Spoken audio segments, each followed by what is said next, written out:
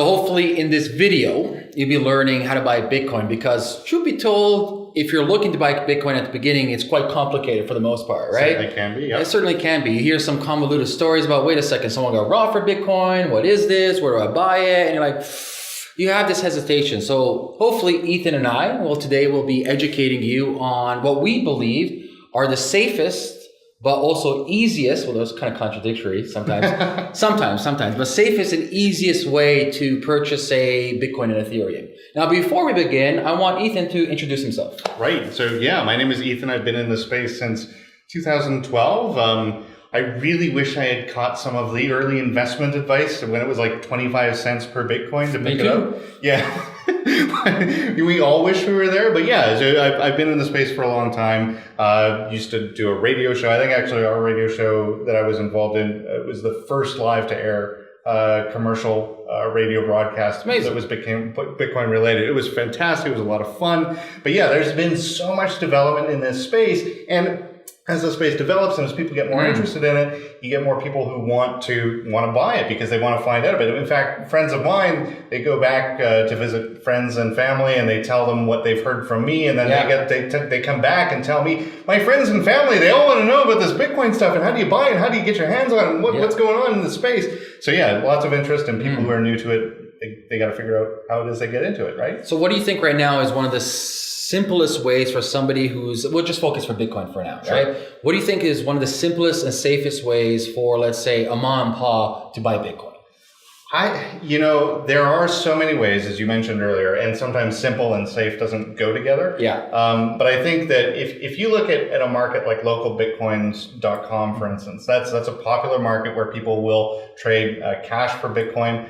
There are scams on there, for instance, right? So it's like the Kijiji for Bitcoin. That's right, exactly. Totally like Kijiji for Bitcoin. And you have to just like when you're buying a bicycle off of Kijiji that might be stolen or something, right? You really have to kind of keep in your mind that you're dealing with strangers. You have to look at ratings and past reviews of people. That's something that Local Bitcoin actually incorporates into its system, which makes for a safer system. Is you totally can, if you want to, buy Bitcoin from the brand new user account who's got, Smith123 as its username.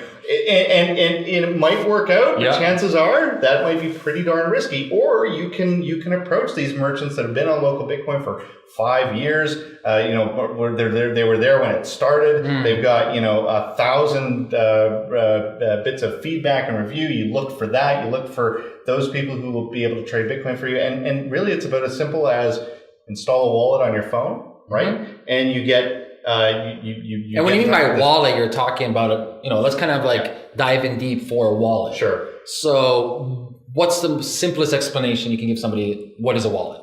A wallet is a place where your Bitcoin addresses live, and your Bitcoin addresses are where your Bitcoin live. Okay. Right?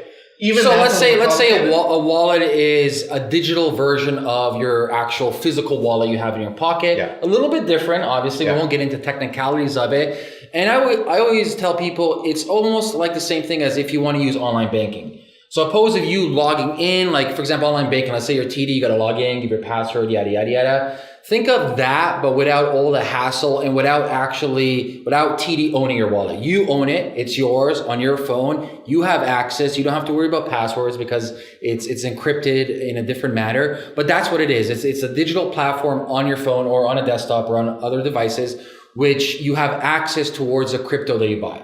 Right, exactly. So you get something like this on your phone. Yes. And it's as simple as showing your address, your public address to somebody else. So you kind of open up your wallet for somebody else. So here, give me money. Stuff cash in there. That's right. And it's pretty much that simple, right? They'll send the people who you're buying from. If you meet them in person, they'll send money. They'll send Bitcoin to your wallet. You'll give them physical cash that you're more familiar with, right? And at that point, it's a simple exchange. That's it. So what do you say Local Bitcoins is a good start for some people? I would say it is. Okay. Yeah. I would say it's a good start because it's pretty straightforward. It doesn't take a lot to set up an account on Local Bitcoins. It's pretty straightforward. So let's kind of summarize. So before you get to Local Bitcoin, you need to get yourself a Bitcoin wallet. That's right. Do you recommend any wallets? I mean, there's so many There's good so many, wallets yeah. out there. I mean, my favorite is the Jax wallet. I Jack's a love the good Jax multi-currency, wallet. yeah. It's a good multi-currency wallet. I think if you're looking for something a little bit more basic, you probably go with the blockchain.info wallet. Or bread.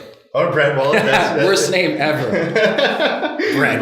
But good wallet, right? Good wallet. Great wallet, yeah. I mean, there are a lot of good wallets out there. Definitely when you're looking for wallets, you do want to go to reputable sources. Like for instance, I know on blockgeeks.com we have some wallet information there, right? Yeah, we have a guide. I'll make sure I'll link it below this video. So you go to reputable sources to look for wallets that you might want to start to use, because if you just search out any wallet software, again, this is a space where you do need to be aware of the potential for getting ripped off and scammed. That's right. It's a possibility. So if we summarize, get yourself the wallet that we don't have a preference per se. Like I said, we have a guide for the best wallets that we think for Block Geeks. There's a link below. But get yourself a wallet. You can go to Local Bitcoins, register yourself like any other website, and then pretty much find people with great ratings who've been there for a while. No different than if you and I go for like TripAdvisor and we're like, hey, ratings for this resort, garbage. All right, I'm not doing business with them. Or five stars out of 5, great, I'm going over there. So no difference in that. You meet up, and when you meet up, they first give you the Bitcoin.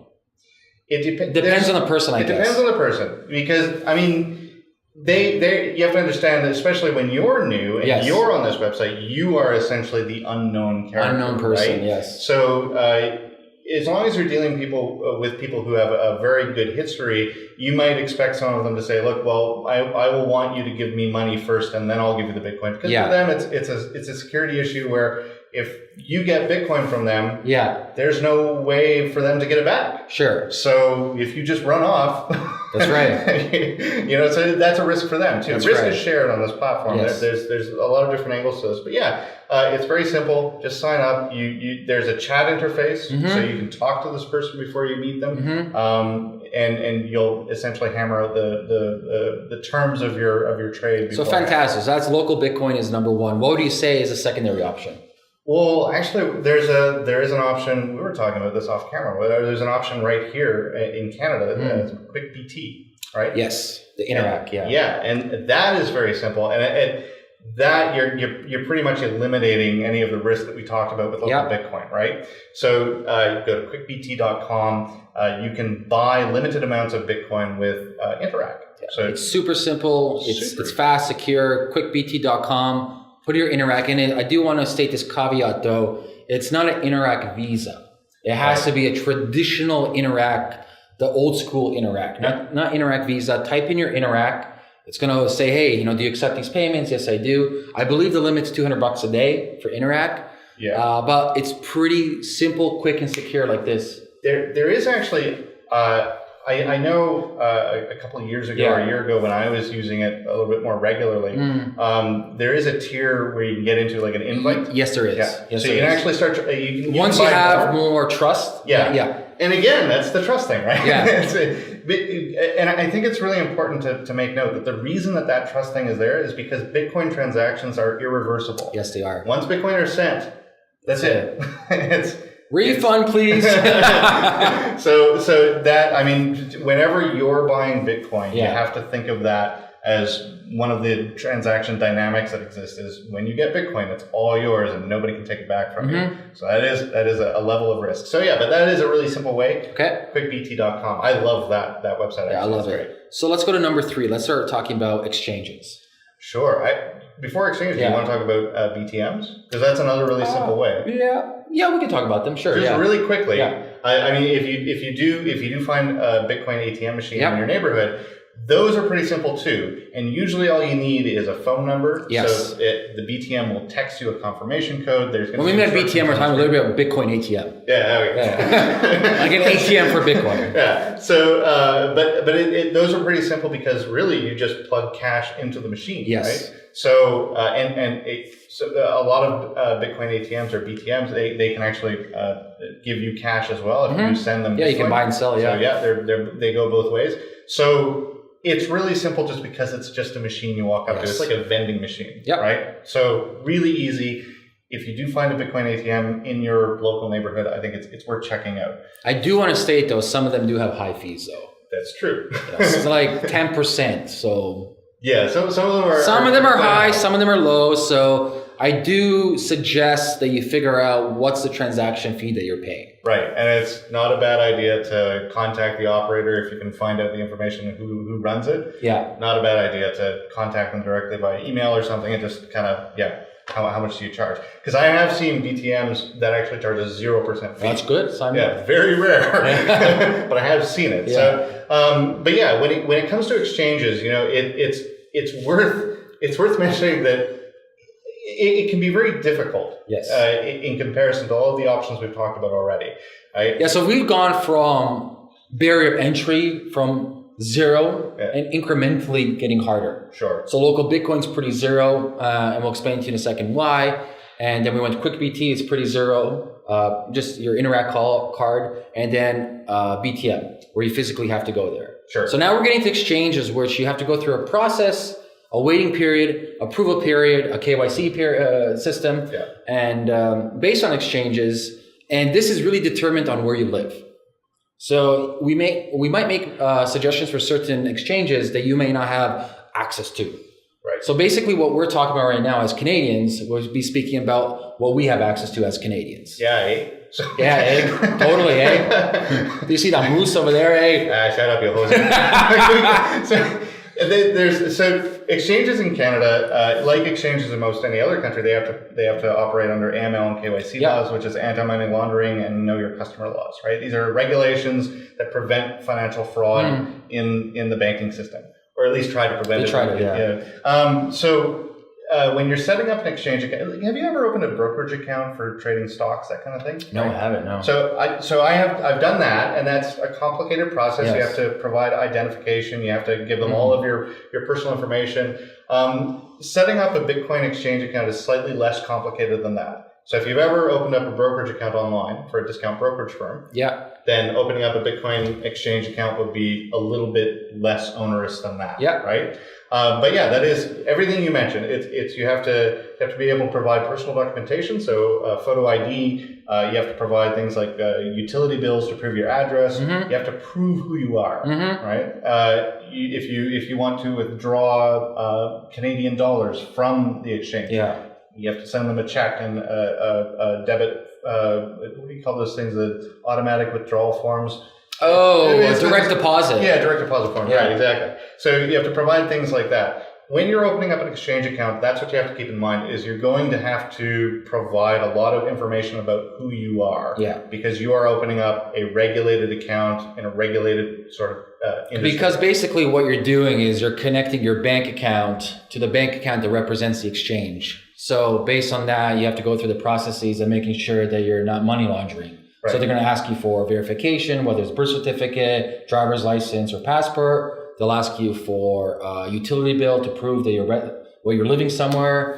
You're going to have to scan all these documents up to their platform. It's going to take them sometimes 2 days, sometimes a week. I've heard sometimes 2 weeks, depending on. Don't even be surprised if this lasts. When Bitcoin especially gets overheated and lots of people get interested in it, exchanges suffer massive amounts of traffic. Those backlogs I've seen as long as a month. Wow.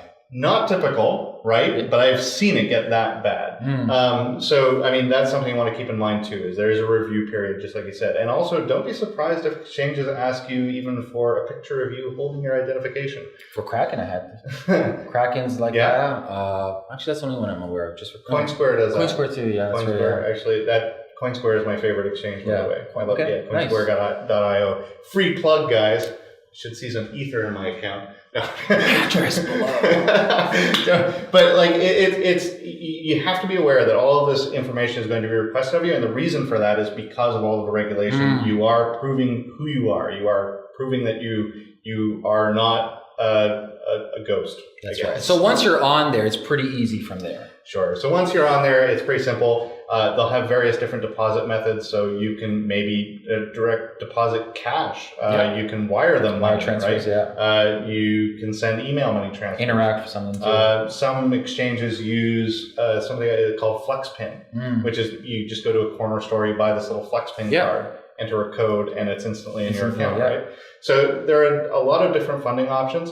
Some of these options typically come with a cost. For instance, you might find that if you're wiring money to an exchange, it will cost you money at your bank to wire, Yep. and then it will cost you money to even have it deposited Yep. in your exchange, Yeah. because the exchange on the other end, their bank charges them to receive the That's wire. right. That's right. Double charge. Yeah. So you all of these exchanges should lay out pretty clearly Yeah. the charges that they'll associate with your deposit options, Okay. but that's something to keep in mind. So you mentioned one already. Maybe give us another one that you kind of recommend. Quadriga CX. Quadriga, yeah. They Gerald, yeah. they are currently the largest exchange in Canada Yeah. for crypto. They're definitely a popular exchange. They're not my favorite, but they are a popular exchange. They do have a lot of funding options, so solid option, I guess. They've got a good reputation. Why do you like Coin as opposed to Kraken? Well, you mean CoinSquare? Yeah. So the reason I like CoinSquare is partially because it's right here where I live in the Greater Toronto area. I kind of like that there's a local company here. Yeah. The person who runs it is very much into trying to advance crypto and trying to get people involved, right? And it's just a solid exchange. I mean, here's the thing. If you have an exchange run by a mathematician, Yeah. this is a guy who is absolutely focused on trying to make sure that this exchange is solid and usable. I really enjoy it. But it's just got adequate liquidity. It's just a good exchange, a good solid exchange. But all of the other ones are really not bad. Even there's a new one in Canada that's just starting up. I think it's easybtc.ca or .com. Okay. EZBTC. And they're a neat exchange. They've got a lot of different deposit options, but very new, so the liquidity is very low. And if you're buying Bitcoin on an exchange, you really want to go where the liquidity is, because you're going to get the best market price. So let's recap everything. Number one, from the beginning, we got local Bitcoins. Number two, we got is QuickBT for Interact. Number three is Bitcoin ATMs. And finally, number four is the exchanges. Right. So there you have it. That's our summary of how to buy Bitcoin. And when we mean by how to buy Bitcoin, this is also applicable to many other currencies as well. Sure. You have Ethereum as well, at least the big ones, the ones with market caps of at least more than $100 million, right? What I recommend for you is don't just take our word for granted. Do your own research. Look up other people. Like I said, it really does matter where you live, what country you're in, geopolitics of your area as well. But for the most part, this is mainly applicable for most people. My suggestion, like always, educate yourself first. Don't just accept information as is. Understand the concepts as opposed to just knowing the concepts. So any last questions? Just be aware. There's a slight learning curve, Yeah. and it's okay.